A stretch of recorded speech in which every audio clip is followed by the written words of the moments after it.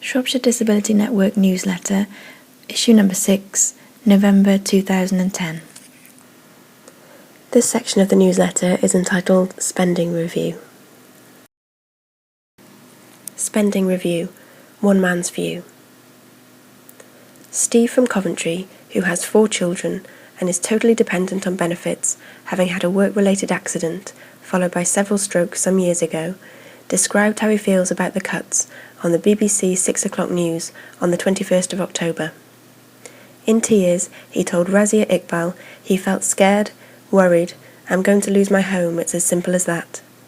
To see his story, you can go to the following web address: www.bbc.co.uk/BBC_at_6_21_10_2010. Information on the spending review and how it may affect you can be found at Disability Alliance webpage www.disabilityalliance.org/spendingreview.htm. DirectGov web address www.direct.gov.uk/en/4/newsroom/spending review/DG_191708. Turn to Us Comprehensive Spending Review Guide at www.turntous.org.uk. Disability Alliance changes to DWP evidence requirements.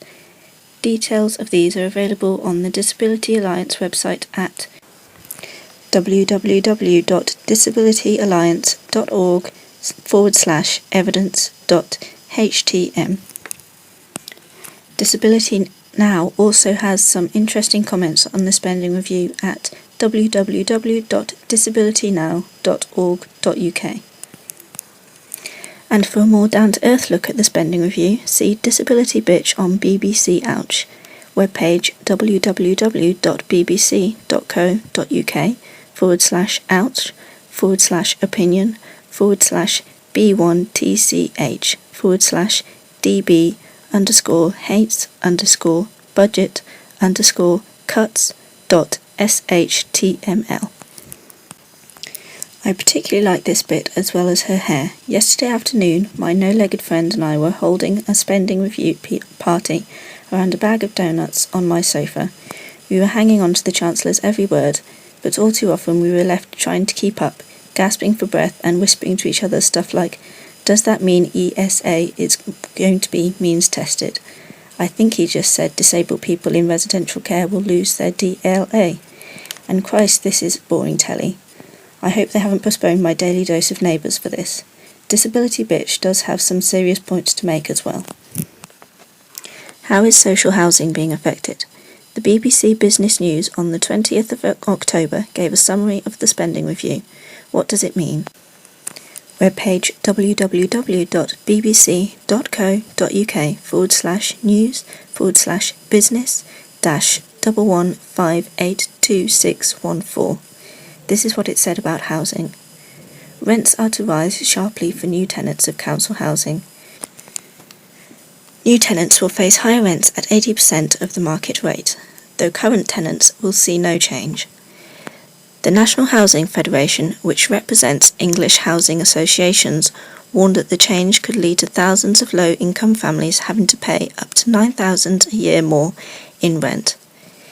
It said that the average rent for a 3-bedroom social home is £85 a week, but that under the plans that could triple to £250 a week.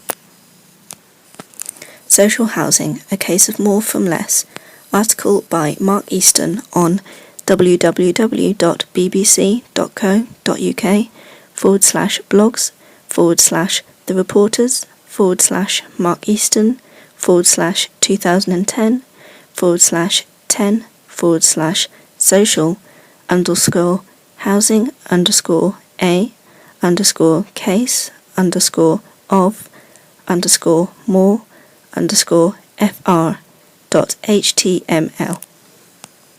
There have been some pretty gloomy predictions about the impact of the government's cuts to welfare and housing budgets for Britain's poorest communities. Families forced from their homes, forced out of our cities, forced into debt, forced onto the streets.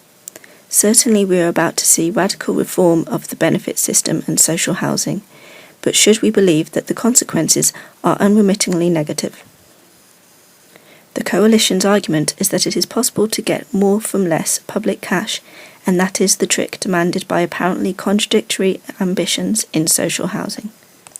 This week's spending review has slashed the amount government spends on grants to construct such homes, but simultaneously promises to increase the number built.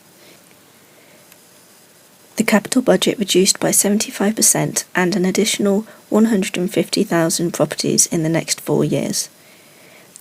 The explanation for the apparent paradox is really the driving force behind the Coalition's entire plan for Britain, that if the public sector withdraws, other sectors will move in to fill the vacuum and, freed from heavy-handed state controls, can actually do a better job. We've been planning for this moment for 3 years, David Montague from L&Q Housing tells me. It's a time of liberation. Mr. Montague is one of a new breed of social entrepreneur, Chief Executive of a housing association committed to helping provide homes for the poorest families. But instead of just holding his hands out and pleading for public cash to build new social housing, he is devising ways of attracting private investment. While the government's plans to charge some new tenants much higher rents have led to claims that vulnerable families will be forced out of social housing, people like David Montague argue the opposite. He estimates that in London, for instance, a third of those on the waiting list could afford to pay rents much closer to market rates. The freedom to charge some tenants more creates an income stream against which he can borrow to build more homes for the poorest families. There is great excitement at the potential of this approach, big number calculations being conducted on the back of whatever passes for a fag packet these days. One social housing analyst has sent me his workings. £1 per week on rent equals 234 million per annum, if social homes equal 4.5 million. Capitalised at 6%, this would be worth almost 4 billion. So £2 per week equals 8 billion, £3 per week equals 12 billion, and so on. This assumes that all providers can borrow within limit at 6%. Of course, councils cannot borrow without limit, a source of some irritation. But housing associations and developers are not so constrained, and the potential is huge. When David Montague at L&Q recently sought 330 million in private capital for a mixed income development, he had offers of more than £1 billion. Social housing in the UK is flavour of the month with global investors right now, he tells me. With demand high and a guaranteed income, they are falling all over each other to put money in. He showed me round a gleaming development in Greenwich which exemplifies the new model for social housing. Some of the homes are for the poorest families who will be charged low rents. Others are reserved for people who can afford intermediate rents up to 80% of private sector levels.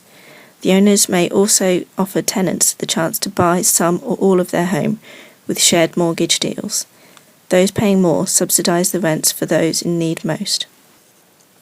It is a similar argument from some local authorities. At a meeting in Westminster to launch Sunderland's economic master plan this week, I heard Labour leaders explain how they were quite happy for the housing association, which now manages all the city's former council houses, to offer tenants a deal to buy a share of their home without the need for a deposit or a traditional mortgage.